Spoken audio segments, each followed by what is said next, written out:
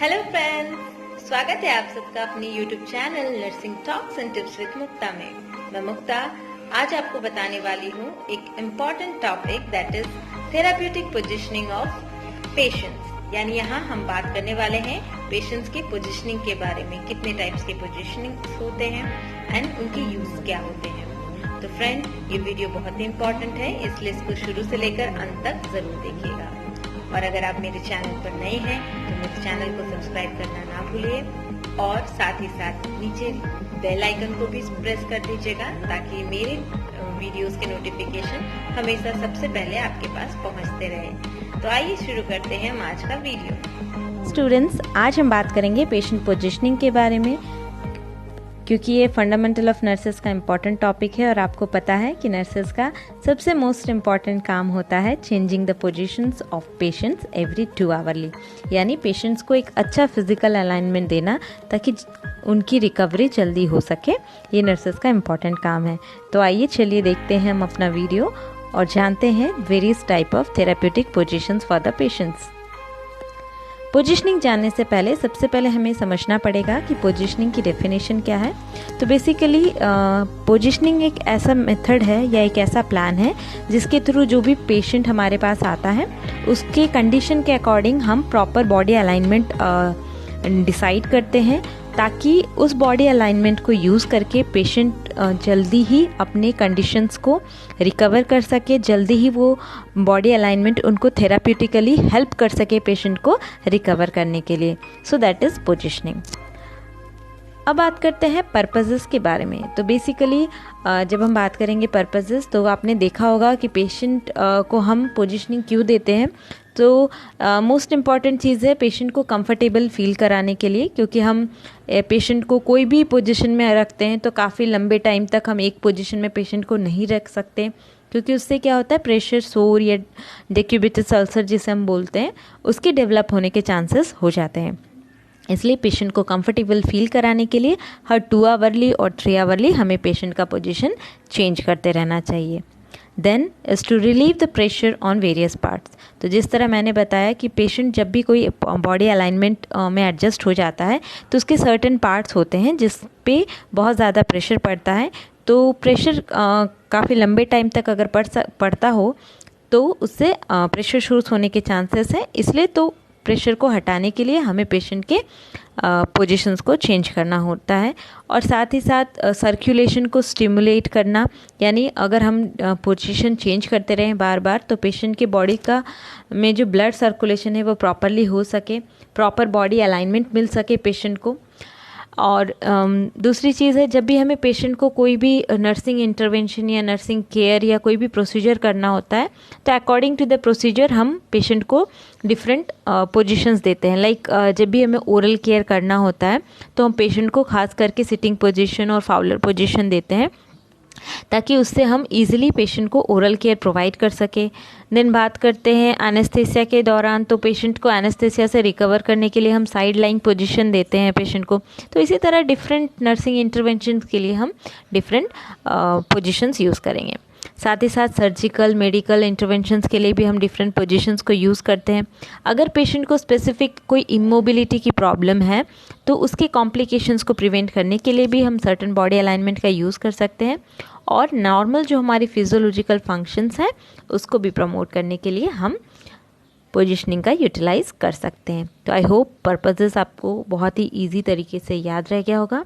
तो आइए 1 बाय 1 हम देखते हैं डिफरेंट टाइप ऑफ पोजीशंस। तो फ्रेंड्स, आप सबको पता है कि बहुत सारे पोजीशंस हम हॉस्पिटल में यूज़ करते हैं। तो सबसे पहला जो पोजीशन है वो बहुत ही कॉमन पोजीशन है, दैट इज़ द स्टैंडिंग और इरेक्ट पोजीशन। यानी जिस तरह से आप पिक्चर में देख रहे हो, पेशेंट क्या होता है स्टैंडिंग और इरेक्ट पोजीशन में प्रेजेंट रहता है, सीधे खड़े रहता है।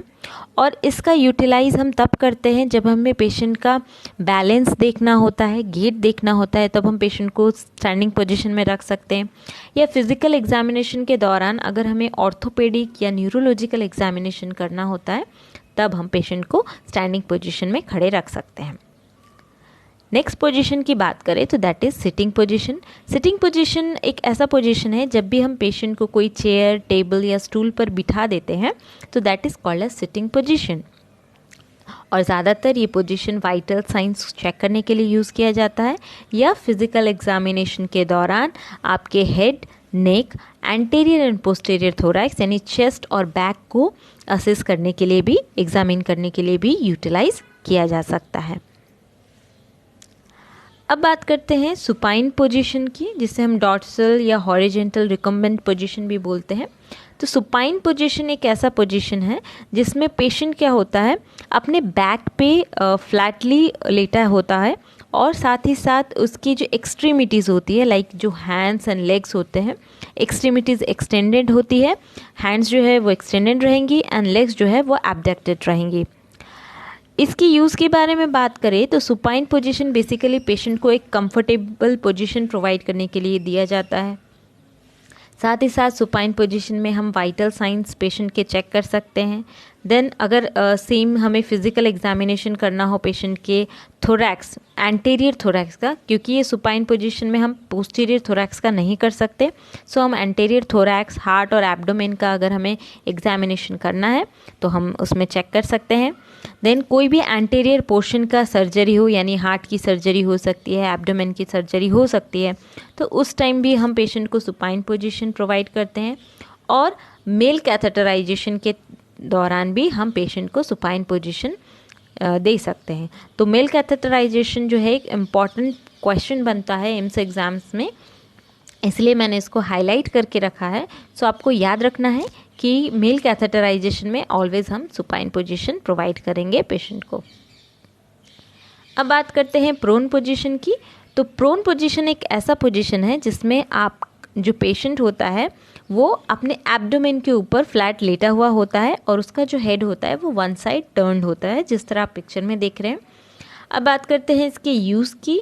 तो जिस तरह से आपको पता था कि सुपाइन पोजीशन में हम एंटीरियर थोरैक्स का एग्जामिनेशन कर सकते हैं, तो उसी तरह प्रोन पोजीशन में बेसिकली हम पोस्टीरियर थोरैक्स, आपकी जो बैक होती है उसकी सर्जरी के लिए यूज़ कर सकते हैं। कोई ट्रीटमेंट अगर देना है बैक में तो उसकी लिए यूज़ कर सकते हैं, और साथ ही साथ प्रेशर सोर को प्रिवेंट करने के लिए यूटिलाइज कर सकते हैं। अब बात करते हैं कॉन्ट्रा इंडिकेशंस, यानी प्रोन पोजीशन हम कौन कौन से कंडीशंस में पेशेंट को नहीं दे सकते।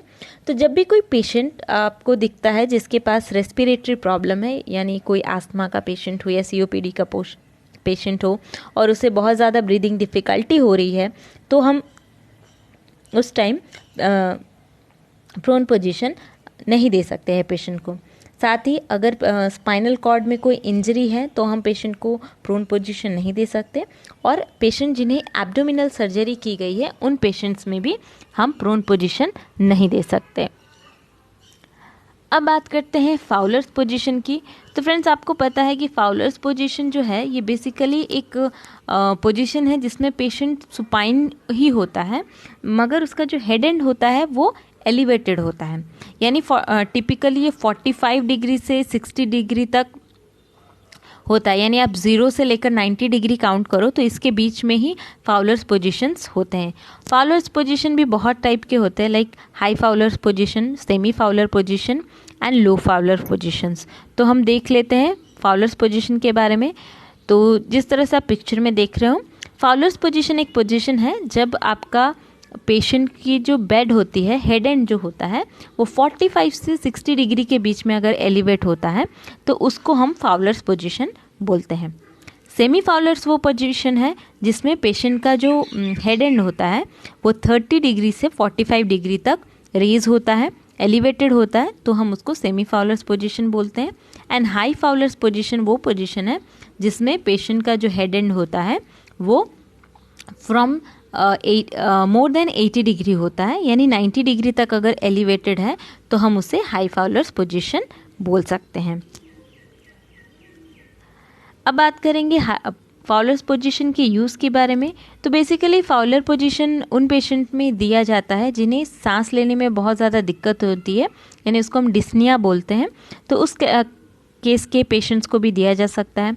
जिन पेशेंट्स का इंट्राक्रैनियल प्रेशर, यानी जो CSF का अमाउंट और CSF का जो प्रेशर है वो अगर इंक्रीज़ हो जाता है तो उन पेशेंट में भी हम सेमी फाउलर्स और फाउलर्स पोजीशन प्रोवाइड कर सकते हैं। अगर हमें एब्डोमिनल की कैविटी में कोई ड्रेनेज लगाया हुआ है तो उसके लिए भी हम फाउलर पोजीशन दे सकते हैं। एब्डोमिनल सूचर यानी एब्डोमिन की सर्जरी के दौरान अगर कोई सूचर आई है तो उस पे कोई टेंशन ना हो, उस पे कोई प्रेशर ना पड़े, तो उस प्रेशर को रिमूव करने के लिए भी हम पेशेंट को फाउलर पोजीशन दे सकते हैं according to the condition. And back और थाई के मसल्स को रिलैक्स करने के लिए भी हम फाउलर पोजीशन दे सकते हैं पेशेंट को। अब बात करते हैं लिथोटोमी पोजीशन की। तो जिस तरह से आप पिक्चर देख रहे हैं, तो लिथोटोमी पोजीशन एक ऐसा पोजीशन है जिसमें क्लाइंट अपने बैक में जस्ट लाइक सुपाइन पोजीशन ही लेटा होता है, बट उसके जो हिप और नीज होते हैं वो फ्लेक्स्ड होते हैं एट 90 डिग्री एंड वो स्टिरअप से बंधे हुए होते हैं। सो 90 डिग्री पे ये फ्लेक्स होते हैं हमारे नीज एंड हिप्स, तो इसको हम लिथोटोमी पोजीशन बोलते हैं। बेसिकली जो लिथोटोमी पोजीशन होता है ये गायनेकोलॉजिकल एग्जामिनेशन और ट्रीटमेंट के लिए यूज़ किया जाता है। कई बार कुछ यूरिनरी सर्जरीज होती हैं तो भी हम लिथोटोमी पोजीशन का यूटिलाइज कर सकते हैं, और जिस तरह से मैंने बताया गायनेकोलॉजिकल एग्जामिनेशन के लिए है तो उसी तरह से लिथोटोमी पोजीशन का यूटिलाइज डिलीवरीज करवाने के लिए भी हो सकती है, चाहे वो नॉर्मल हो या ऑपरेटिव डिलीवरी, तो उस टाइम में हम लिथोटोमी पोजीशन फीमेल्स को दे सकते हैं। अब बात करते हैं नेक्स्ट पोजीशन की, that is dorsal recumbent. So dorsal recumbent position is a position in which the patient lies on supine. ठीक है, ये सेम सुपाइन पोजीशन की तरह है। तो इसमें पेशेंट क्या होता है कि सुपाइन पोजीशन में ही लेटा होता है, बट उसके नीज जो होते हैं वो फ्लेक्स्ड होते हैं। जिस तरह से आप पिक्चर में देख रहे हैं, पेशेंट सुपाइन पोजीशन में है और नीज हल्के फ्लेक्स्ड हैं। तो बेसिकली ये जो डॉर्सल रिकम्बेंट पोजीशन है इसका utilization rectal and vaginal examination के लिए होता है, और फीमेल कैथेटराइजेशन अगर हमें करना हो तो उसके दौरान भी हम इसको यूज़ कर सकते हैं।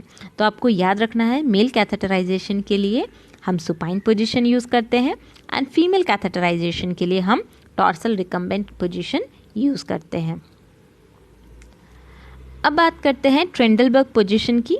तो ट्रेंडलबर्ग पोजीशन एक ऐसा पोजीशन है जिसमें पेशेंट जो होता है वो सुपाइनली ही होता है, सुपाइन पोजीशन में होता है, बस उसका जो हेड एंड होता है वो 30 to 40 डिग्री लोअर होता है दैन दी फिट्स, यानी जो सर का भाग होता है वो थोड़ा नीचे होता है इन ट्रेंडलबर्ग पोजीशन, यानी 30 से 40 डिग्री नीचे की तरफ होता है फिट से।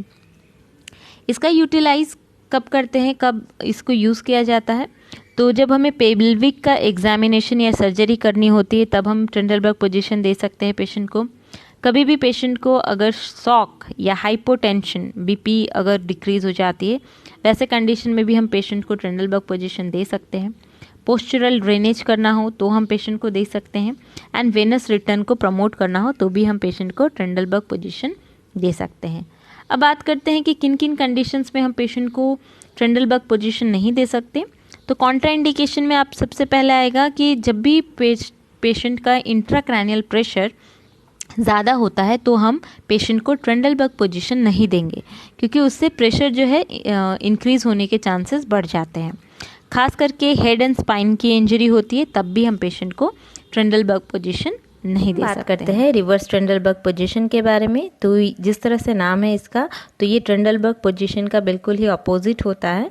सो ये एक ऐसा पोजीशन है जिसमें पेशेंट सुपाइन पोजीशन में लाई करता है, और साथ ही इसका हेड एंड जो होता है वो अपर होता है दैन दी फिट्स। ये पोजीशन हम GERD यानी गैस्ट्रोइसोफेजियल रिफ्लक्स डिजीज वाले पेशेंट्स में दे सकते हैं। अब बात करते हैं लेफ्ट लैटरल पोजीशन की, या लेफ्ट साइड लाइन पोजीशन। ये एक ऐसा पोजीशन है जिसमें पेशेंट जो होता है अपने लेफ्ट साइड पे लेटा हुआ होता है।